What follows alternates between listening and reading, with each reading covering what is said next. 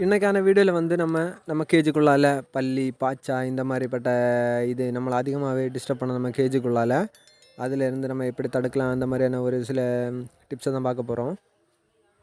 இப்போ நம்ம கேஜுக்குள்ளாலே நம்ம எல்லாம் பாக்ஸ் எல்லாம் செட் பண்ணது அப்புறம் தான் நமக்கு இந்த டிஸ்டர்ப் வந்து அதிகமாக வரும். நம்ம இப்போ கேஜுக்குள்ளால சிக்கெல்லாம் இருக்கிற டைமில் தான் நமக்கு அதிக டிஸ்டர்ப் ஆகிருக்கும். என்னென்னா இப்போ பேடெல்லாம் ப்ரீடிங்கில் இருந்து சிக்கெல்லாம் க்ரோத் ஆனது அப்புறம் நம்ம அது பாக்ஸுக்குள்ளால இருக்கும். பாக்ஸுக்குள்ளால வந்து நம்ம இப்போ சிக்கு வந்ததுக்கப்புறம் வந்து எறும்பு வந்து அதிகமாக வந்து கேஜுக்குள்ளால் வர வாய்ப்பு இருக்குது. சிக்கை வந்து ஸ்ட்ரைட்டாக வந்து சிக்கை வந்து உள்ளால் போய் வந்து கடிச்சிடும். பிஞ்சஸாக இருந்ததுன்னா பிஞ்சஸோட சிக்கை வந்து ஈஸியாக வந்து எறும்பு போச்சுன்னா கடிச்சிடும். என்னோடய பேடுக்கு இந்த மாதிரி கடிச்சி இது ஆகிருக்கு. அப்புறம் நம்ம கேஜ் வந்து ஏதாவது மரத்து பக்கத்தில் இருந்தோன்னா அதில் இருந்து நீக்கி கண்டிப்பாக வைக்கணும். ஏன்னா அந்த மரத்து பக்கத்தில் இருக்கும்போது மரத்தில் இருந்து ஏதாவது கயறு ஏதாவது கட்டி வச்சுருந்தோன்னா அந்த கயர் வழி அப்படியே கேஜுக்குள்ளால் வந்துடும். எல்லாமே நைட்டோட நைட் அப்படி எறும்பெல்லாம் உள்ளே வந்துடும். நம்ம காலையில் போய் பார்க்கும்போது எறும்பு நிறைய பேடெல்லாம் கடிச்சிருக்கும், அந்த மாதிரி இருக்கும். அதனால் நம்ம கேஜுக்கு வந்து வைக்கிறது வந்து கொஞ்சம் நல்ல சேஃப்டியாட்டு தான் எப்பொழுதுமே வைக்கணும். நம்ம வந்து கேஜுக்குள்ளால் தினை வைப்போம். தினையில் வந்து ஈஸியாக வந்து எறும்பெல்லாம் ஏறிடும். தவிர வேறு நிறைய ஃபுட் வைப்போம். சன்ஃப்ளவரு அப்புறம் பயறு இதெல்லாம் வைக்கும்போது வந்து அதோடய வேஸ்ட்டு வந்து கீழே விழும்போது கண்டிப்பாக வந்து எறும்பு வந்து ஈஸியாக வந்து நம்ம கேஜுக்குள்ளால் ஏறக்கு நிறைய சான்ஸ் இருக்குது. அப்புறம் நைட் டைம் ஆகியாச்சுன்னா கேஜ் வந்து நல்லா தாழ்ந்த பகுதியில் வச்சேன்னா கேஜுக்கு அடியில் வந்து என்ன ஆகுன்னா அதிகமாக வந்து கீழே விழுறத வந்து நைட்டு வந்து எலி சாப்பிட வரும். எலி சாப்பிட வரும்போது அதை என்ன பண்ணணும்னா கேஜுக்கு மேலோடி ஏறும். கேஜுக்கு சைடில் இருக்கிறதெல்லாம் சாப்பிடும். அப்புறம் நம்ம பேடு வந்து கம்பியில் பிடிச்சிட்டு அப்படியே தூங்கிட்டே இருக்கும். தூங்கிட்டு இருக்கும்போது என்ன ஆகும், அதோட காலை வந்து கடிச்சு விட்டுரும். அப்படி நிறைய காக்டெயில் எல்லாம் எனக்கு தெரிஞ்ச ஃப்ரெண்டுக்கெல்லாம் கடிச்சிருக்கு. நம்ம என்னென்னா அதோட நகம் போயிடும், நகத்தை கடிச்சு எடுத்துரும். ஆனால் பேடு தப்பும். அப்புறம் வந்து நம்ம நல்ல கூடின பேடை வளர்ப்போம். இப்போ காக்டெயில் வந்து ஆல்பினோ காக்டெயில் இந்த மாதிரியெல்லாம் வளர்க்கும்போது என்ன ஆகும்னா அதோட கால் நகம் இந்த மாதிரிலாம் கடிக்கும்போது யாராவது வந்தாலும் நமக்கு ரெண்டாவது சேல் பண்ண முடியாது. நம்மளே தான் அதை வச்சு ப்ரீட் ஆகும். ஆனால் ப்ரீட் ஆகும் கண்டிப்பாக. என்ன ஆகும்னா அதோட நகம் இந்த மாதிரியெல்லாம் கடிபடும் போது நமக்கு அது வந்து திரும்ப வந்து சேல் பண்ண முடியாமல் போயிடும். அப்புறமா பல்லி வந்து நான் என்ன பண்ணுவேன்னா பல்லி வந்து கேஜுக்கு உள்ளால் ஏறிச்சுன்னா இப்போ பிஞ்சஸோட கேஜுக்குள்ளால் ஏறிச்சுன்னா அது வந்து ஈஸியாக வந்து பிஞ்சஸோட எக்கை வந்து அதால் முழுங்கிடும்.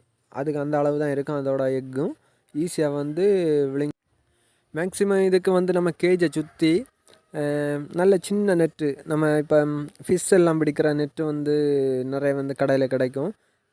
இல்லைனா கொசு வலை அந்த மாதிரிப்பட்ட வலைகள் கிடச்சுன்னா நம்ம வந்து சுற்றி வந்து கவர் பண்ணோன்னா இந்த மாதிரிப்பட்ட பல்லி வந்து டக்குன்னு வந்து கேஜுக்குள்ளால் ஏறாது. இல்லைனா கேஜை சுற்றி இதை கவர் பண்ணணும்.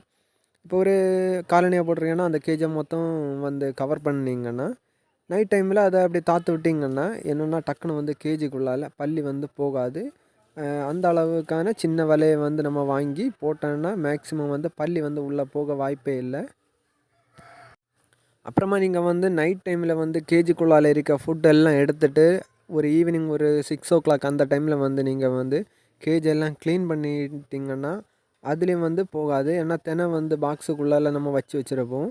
அது இருக்கும்போது வந்து கண்டிப்பாக மேக்ஸிமம் போக்கான அதிக சான்ஸ் இருக்குது. அந்த நேரம் நீங்கள் வந்து நைட் டைமில் வந்து அதுக்கு ஃபுட்டெல்லாம் எடுத்துகிட்டு காலையில் எழும்பி வச்சிங்கன்னா எறும்பு வந்து டக்குன்னு வந்து கேஜுக்குள்ளால் வராது. அப்புறமா நம்ம மண்ணெண்ணெய் கிடச்சுன்னா கேஜோட கால் பக்கத்தில் எல்லாம் ஊற்றி வச்சோன்னா கேஜுக்குள்ளால் வந்து எறும்பு இந்த மாதிரிப்பட்ட அந்த ஸ்மெல்லில் வராது. கேஜை சுற்றி கீழ் பக்கமாக ஊற்றி விட்டிங்கன்னாலும் டக்குன்னு வந்து வராது. இல்லைனா இப்போ கேஜ் நம்ம ரொம்ப ஹைட்டில் இருக்குன்னா கேஜோட 4 கால்லையும் ஒவ்வொரு சின்ன சின்ன போல் எடுத்து அதில் தண்ணி நிறச்சி காலில் வச்சு காலுக்கு உள்ளாலே அந்த காலை தூக்கிட்டு அதுக்கு அடியில் வச்சிங்கன்னா தண்ணி இருக்கும்போது வராது. இல்லைனா காலில் க்ரீஸ் வைக்கலாம். க்ரீஸ் வச்சாலும் டக்குன்னு எறும்பு மேலே ஏறாது. அப்புறமா வந்து நம்ம பொடி போடலாம். பொடி போடும்போது இப்போ பறந்து தண்ணியில எல்லாம் விழுந்துடும். தண்ணி அது குடிக்கும்போது அதுக்கான ஃபால்ட்டு வரும். அதனால் பொடி போட்டிங்கன்னா கொஞ்சம் நல்ல சேஃப்டியாக போடுறது நல்லது. இல்லைனா பாய்ச்சா எல்லாம் வராது இருக்க அளவுக்குள்ள சாக்கோட்டி உண்டு. அதெல்லாம் வாங்கி நம்ம வேணுங்கி கீழே பக்கமாக போட்டு விடலாம். பாம்பு இந்த மாதிரியெல்லாம் வராமல் இருக்கும். எங்கே மேக்ஸிமம் வந்து கீழே போட்டு விட்டிங்கன்னா இந்த ஸ்மெல்ல எடுக்கும்போது வராது. அப்புறம் பூண்டு மஞ்சள் இந்த வேப்பிலை இந்த மாதிரி எல்லாம் மிக்ஸ் பண்ணி தண்ணியில் வந்து நல்லா மிக்சியில் அடித்து அதில் போட்டு கலக்கி ஸ்ப்ரே பண்ணணும். ஒரு ஸ்ப்ரேயர் எடுத்து கேஜோட உள் பக்கத்தில் எல்லா இடத்துலையும் கீழ் பக்கம் எல்லாம் ஸ்ப்ரே பண்ணிங்கன்னா வீக்லி 2 டைம் அது கண்டிப்பாக பண்ணணும்.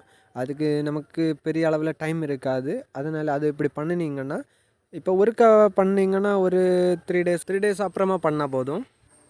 இந்த மாதிரி நீங்கள் வந்து ஃபாலோ பண்ணும்போது கேஜுக்குள்ளால் எறும்பு பாம்பு இந்த மாதிரி டக்குன்னு வர சான்ஸ் இருக்காது. மேக்ஸிமம் வந்து இந்த சின்ன வலை கொசு வலை வந்து நீங்கள் வந்து மேக்ஸிமம் வாங்கிவிட பாருங்கள். வாங்கி போட்டிங்கன்னா பேர்டும் டக்குன்னு நமக்கு பறந்து வெளியே போக வாய்ப்பு கம்மியாக இருக்கும். அப்புறமா வந்து எறும்பு இந்த மாதிரிப்பட்ட இதிலேருந்து காப்பாற்றிடலாம் கண்டிப்பாக. ஓகே ஃப்ரெண்ட்ஸ், இதோட இந்த வீடியோ வந்து நான் முடிக்கிறேன். என்னோடய சேனலை வந்து சப்ஸ்கிரைப் பண்ணாத நண்பர்கள் எல்லாம் சப்ஸ்கிரைப் பண்ணி ஷேர் பண்ணி ஹெல்ப் பண்ணுங்கள். ஓகே, தேங்க்யூ நண்பா.